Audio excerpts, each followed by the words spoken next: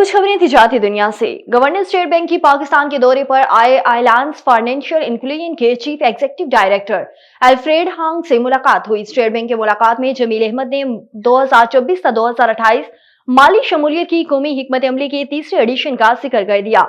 मुलाकात में डिजिटल अदायगियों, माली हवांगी, पायदार कर्जों और MSMS के शोबों में ताउन का जायजा लिया गया। और चीन की बरामदात का हुजम 250 खरब युआन की बुलंद तरीन सतह पर पहुंच गया है। मीडिया की रिपोर्ट्स के मुताबिक चीन की बरामदात 2024 में रिकॉर्ड बुलंद तरीन सतह पर पहुंची और बरामदात का कुल हुजम पहली बार 25 ट्रिलियन युआन से तजावज कर गया, जो साल ब साल 7.1% इजाफा लेकर एक साथ 25.45 ट्रिलियन युआन 3.47 ट्रिलियन डॉलर तक पहुंच गई। इसी तरह दरामदात कुल 18.29 ट्रिलियन युआन रही, जो कि साल ब साल 2.3% का इजाफा रहा, जबकि मशरकी तिजारत 5% बढ़कर रिकॉर्ड 43.85 ट्रिलियन युआन तक जा पहुंची है। और national electric power regulatory authority ने नाकिस और खराब कारकिर्दगी वाली बिजली कंपनियों को बंद करने की तजावीज दे दी है।